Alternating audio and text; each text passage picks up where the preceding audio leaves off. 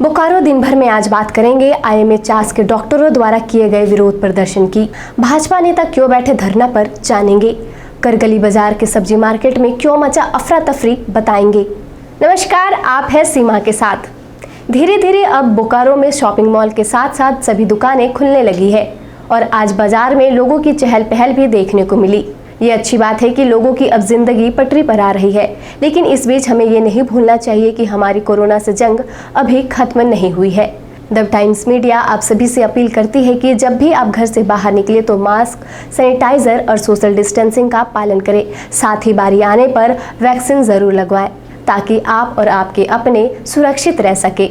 बोकारो की सुर्खियों में CHAS नगर निगम चुनाव की तैयारी जोरों पर, इसकी भी बात करेंगे। साथ ही साथ कोरोना की स्थिति भी जानेंगे। चर्चा और भी खबरों पर करेंगे, लेकिन उससे पहले जान लेते हैं देश और दुनिया का हाल। भारत में पिछले 24 घंटे में कोरोना के 62,480 नए मामले सामने आए, वहीं 1,587 की मौत हो गई। एम्स WHO के सर्वे में राहत भरा दावा, तीसरी लहर बच्चों के लिए खतरनाक नहीं, बिना हॉलमार्क नहीं बिकेंगे सोने के गहने।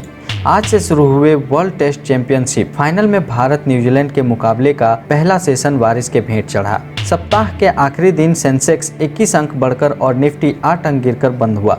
सोने की कीमत 570 रुपये प्रति 10 ग्राम घटी तो वहीं चांदी का दाम 1,700 रुपये प्रति किलोग्राम गिरा।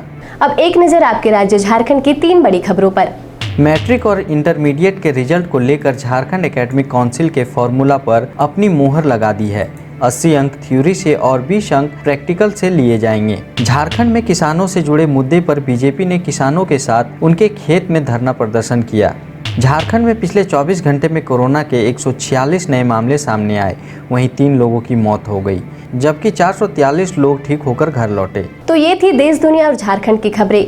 अब नजर डालते हैं बोकारो के 9 प्रखंडों की खबरों पर जो आज सुर्खियों में बनी रही। डॉक्टरों और स्वास्थ्य कर्मियों पर कथित तौर पर हो रहे हमले को लेकर आज IMA-CHAS ने काला बिल्ला लगाकर सेक्टर 5 में IMA राष्ट्रीय विरोध दिवस मनाया।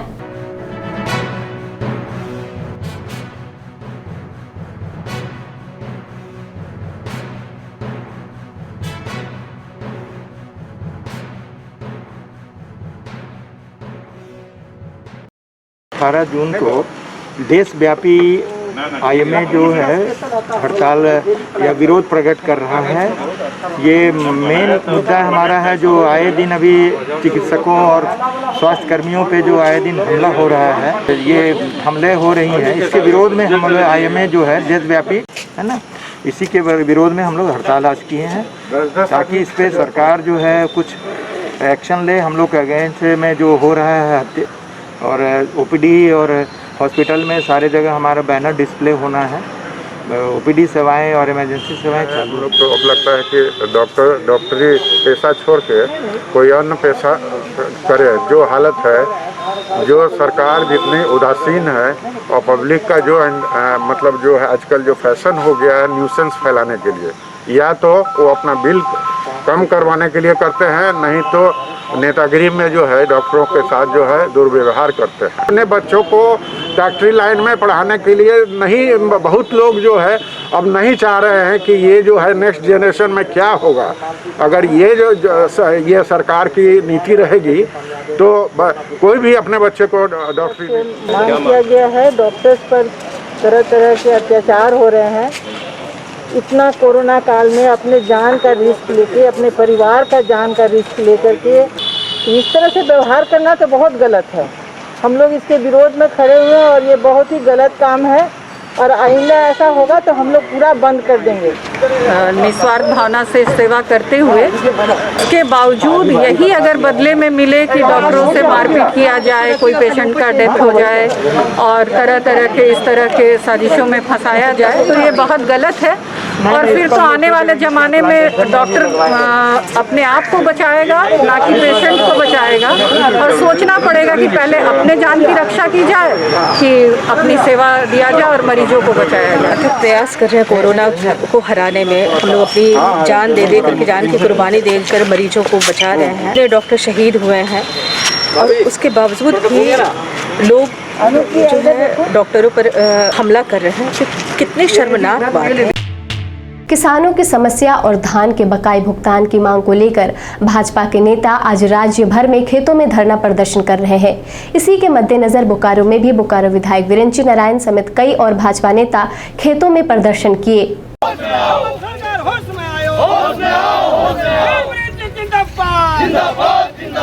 किसानों के खाता में पैसा देना चालू करो, चालू करो, चालू करो। किसानों का पैसा देना होगा, देना होगा, देना होगा। जिंदाबाद, जिंदाबाद। जिंदाबाद, जिंदाबाद। किसानों के समर्थन में झारखंड के जो अन्नदाता किसान हैं उनके समर्थन में आंदोलन करने का निर्णय लिया है। झारखंड की जो हेमंत सरकार है पूरी तरह किसान विरोधी है, जन विरोधी है।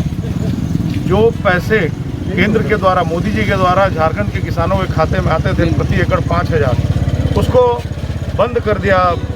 हमारे किसान भाई जो अन्न उपजा कर जो धान बेचा उसका पैसा नहीं दिया आज तक। इन्होंने कहा था घोषणा पत्र में कि 2400 रुपये हम धान का रेट देंगे क्विंटल, आज ये 1700-1750 रुपये भी नहीं दे रहे हैं। और स्थिति ये है कि जिनका धान लिया उनको पेमेंट नहीं हो रहा, उनके पास बीज खरीदने के पैसे नहीं है, किसान त्राहिमाम कर रहा है। जो हमारे किसान भाई हैं उनके समर्थन में हम सब एकत्रित होकर यह प्रदर्शन और धरना कर रहे हैं खेतों के मेड़। हम लोग आज एक दिवसीय धरना दे रहे हैं खेतों में। सभी भाजपा के कार्यकर्ता प्रदेश के हर एक क्षेत्र में, हर एक कोने में भाजपा के नेता और कार्यकर्ता आज एक दिवसीय धरना खेतों में दे रहे हैं। इसका एकमात्र संदेश यह है कि किसानों का जो धान क्रय किया गया है उस पैसे को अभी तक झारखंड सरकार ने किसानों को भुगतान नहीं किया है, उनके खाते में नहीं भेजा है। अगर ऐसा अन्याय होता रहा तो भारतीय जनता पार्टी के तमाम नेता कार्यकर्ता आंदोलन को उग्र रूप से चलाते रहेंगे। अभी धान की बुआई का समय है, किसानों के पास पैसे की आवश्यकता है। किसानों ने धान को इसीलिए बेचा था ताकि उनको समय पर फसल लगाने में सहूलियत हो। फुसरो नगर परिषद के करगली बाजार के सब्जी मार्केट में गुरुवार उस वक्त अफरा तफरी मच गया जब मार्केट की सीलिंग से अचानक प्लास्टर नीचे गिर गया। हालांकि इस दौरान कोई भी हताहत नहीं हुआ है, जबकि एक दुकानदार को मामूली चोट आई है। मार्केट के दुकानदारों ने बताया कि इस तरह की घटना पहले भी हो चुकी है और अगर समय रहते सब्जी मार्केट पर ध्यान नहीं दिया गया तो यहाँ कभी भी बड़ा हादसा हो सकता है। हम लोग 5 वर्षों से कर रहे हैं, अभी तक सुनवाई नहीं हुआ। इसका जिम्मेदार नगर परिषद होगा, बेरमो विधायक होगा या हम लोग का मुख्यमंत्री होगा। इसका रिपोर्ट हम लोग चाहिए। ये कभी भी जानलेवा हो सकता है। ऐसा हो रहा है कि बार ये गिरा, जब भी बरसात होता है तो किसी के जानलेवा का कारण बन जा रहा है। तो इसका क्या उपाय होगा? कौन सुनेगा इस समस्या को? किसको सुना है दुख? अपना दुख किसको सुना है? बैठे हुए तो समझे ना, एक बाइक हर्रा गिरने लगा कि हम ही लोग पर गिर गया। कुछ हाथी तो बच गए, आज उसी जगह माथा ही हो रहा था लेकिन वो बच गया। जाए छठी जेपीएससी में गलत ढंग से चयनित अधिकारियों की बर्खास्त करने की मांग करते हुए गुरुवार को छठी जेपीएससी के छात्रों ने सेक्टर 4 गांधी चौक पर धरना प्रदर्शन किया। हम लोग लगातार एक ही मांग कर रहे हैं पिछले 5 साल से कि छठी जेपीएससी रद्द कीजिए। इसमें बहुत ज़्यादा परेशानी है, इसमें बहुत ज़्यादा भ्रष्टाचार हुआ। अभी न्यायालय भी हम लोगों की बात को मान गई है। ये 7 जून को जो उच्च न्यायालय का जो निर्णय आया है सही चीज़ है, निर्णय है, निर्णायक है। जेपीएससी ने जो गलत तरीके से जो चयन किया है उसको बर्खास्त करने का हम लोग मांग कर रहे हैं। आज हम लोग यहाँ पे छठी जेपीएससी को रद्द करने का मांग को लेकर हम लोग एकजुट हुए हैं। हम लोग सरकार से मांग करते हैं कि जो सर्वोच्च माननीय हाई कोर्ट ने जो निर्णय दिया है कि छठी जेपीएससी में बहाल 326 अवैध अधिकारियों को हटाया जाए और इन अधिकारियों का समर्थन करने वाले अधिकारियों को भी हटाएं, ताकि हमारे झारखंड के बच्चों का जो वास्तविक में तैयारी कर रहे हैं उनकी नियुक्ति हो सके और झारखंड के जनता का जो परिणाम है, जो सही मेहनताना है, वो झारखंड के छात्रों को मिलना चाहिए। चास नगर निगम चुनाव को लेकर तमाम तैयारियों से लेकर नई वोटर लिस्ट फाइनल करने के काम जोरों पर चल रही है। इसी क्रम में जिला निर्वाचन पदाधिकारी सह उपायुक्त राजेश सिंह के निर्देश पर जिला उप निर्वाचन पदाधिकारी सह भूमि सुधार उप समाहर्ता चास जेम सुरिन ने संबंधित अफसरों को आवश्यक दिशा निर्देश दिए हैं। जेम्स सुरीन की अध्यक्षता में गुरुवार को न्याय सदन के सभागार में चास नगर निगम निर्वाचन 2021 मतदाता सूची की तैयारी को लेकर हुए बैठक में जेम्स सुरीन ने बताया कि चास नगर निगम का चुनाव अगस्त महीने में संभावित है। उन्होंने कहा कि 17 जून से 28 जून 2021 तक पारदर्शी निर्वाचन क्षेत्रवास मतदाता सूची का विखंडीकरण किया जाएगा। 29 जून को मतदाता सूची का प्रारूप प्रकाशित किया जाएगा। 10 जुलाई 2021 तक दावा, आपत्ति प्राप्ति और उनका निराकरण किया जाएगा। 14 जुलाई 2021 को मतदाता सूची का अंतिम प्रकाशन किया जाएगा। वहीं 16 जुलाई 2021 तक अंतिम रूप से तैयार मतदाता सूची का सॉफ्ट कॉपी और डाटाबेस CD या DVD में आयोग को उपलब्ध कराया जाएगा। अब बात आज के कोरोना अपडेट की। बोकारो में पिछले 24 घंटे में कोरोना के 9 नए मामले सामने आए और 2 की मौत हो गई, जिसके बाद बोकारो में अब कुल एक्टिव केस 59 हो गए हैं। वहीं 10 लोग ठीक होकर घर लौटे, जबकि 1139 सैंपल जांच के लिए जमा किए गए। वहीं दूसरी तरफ जिले में कुल 2970 लोगों को कोरोना का टीका लगाया गया। बोकारो में पिछले कई दिनों से लगातार हो रही बारिश के मद्देनजर अपने क्षेत्र में जल निकासी की समुचित व्यवस्था करने के संबंध में बोकारो उपायुक्त राजेश सिंह ने दोनों चास और बेरमो के अनुमंडल पदाधिकारी, चास अपर नगर आयुक्त, फुसरो कार्यपालक पदाधिकारी, नगर परिषद, सभी प्रखंड विकास पदाधिकारी, बोकारो स्टील प्लांट समेत अन्य अधिकारियों को आवश्यक दिशा निर्देश दिया है। उन्होंने कहा कि मौसम विज्ञान विभाग से प्राप्त जानकारी के अनुसार अगले कुछ और दिन जिले में भारी बारिश और वज्रपात होने की संभावना है। ऐसे में प्रखंड विकास पदाधिकारी और अंचल अधिकारी अपने अपने क्षेत्र में जल जमाव की स्थिति हो या भारी बारिश से किसी तरह की क्षति हो, क्षेत्र में बिजली, पेयजल, स्वास्थ्य व्यवस्था पर विशेष निगरानी रखने को कहा। साथ ही किसी प्रकार की आपात सूचना प्राप्त होने पर तुरंत वरीय पदाधिकारी को अवगत कराने के लिए कहा। डॉक्टर BK पंकज और उनकी पत्नी डॉक्टर अनुप्रिया ने गुरुवार को मानव सेवा आश्रम के दिव्यांग बच्चों के बीच खाद्य सामग्री का वितरण किया। साथ ही उन्होंने वहां के दिव्यांग बच्चों को भोजन भी कराया। अब जान लेते हैं मौसम का हाल।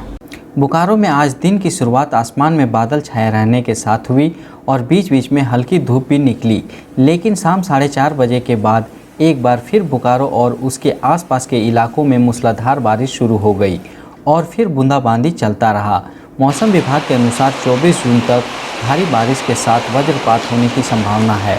आज का अधिकतम तापमान 27 डिग्री सेल्सियस और न्यूनतम तापमान 24 डिग्री सेल्सियस रिकॉर्ड किया गया। आज का comment of the day Amit Kumar द्वारा किया गया है, जिन्होंने 17 जून को बोकारो टाइम्स के YouTube पर ये कमेंट किया था। अमित जी ने हमें कमेंट कर लिखा है, बोकारो दिन भर में आप लोगों को बोकारो के लोगों के लिए जॉब से रिलेटेड डिटेल्स भी बताना चाहिए, ताकि बोकारो के लोगों को भी जॉब मिले। और आप लोग कोविड में अपने जान पर खेलकर हम लोगों के लिए न्यूज़ रिपोर्ट करते हैं, इसके लिए दिल से थैंक्स। अमित जी, हमारा हौसला अफजाई करने और आपके सुझाव के लिए आपका धन्यवाद। मैं आपको बताऊं कि हम हमारे बोकारो दिन भर कार्यक्रम में रोजगार समाचार के माध्यम से जो भी हमारे पास रोजगार से जुड़ी जानकारियां या खबर आती है उसे हम दिखाया करते हैं। फिर भी आपके सुझाव को मानते हुए हम रोजगार से जुड़ी जानकारियों को और भी दिखाने की कोशिश करेंगे। आप अपने आसपास की घटनाएं और समस्याओं को हमें व्हाट्सएप कर सकते हैं। हमारा व्हाट्सएप नंबर है 9334210302। इसी तरह बोकारो की तमाम खबरों को जानने के लिए आप हमारे चैनल बोकारो टाइम्स को लाइक करें, सब्सक्राइब करें और शेयर करें। फिर मिलेंगे 2 दिनों की छुट्टी के बाद बोकारो दिन भर में सोमवार से शुक्रवार रात 8 बजे। तब तक के लिए नमस्कार। बने रहें thetimes media.com पर। आप हमें फेसबुक और यूट्यूब पर भी देख सकते हैं।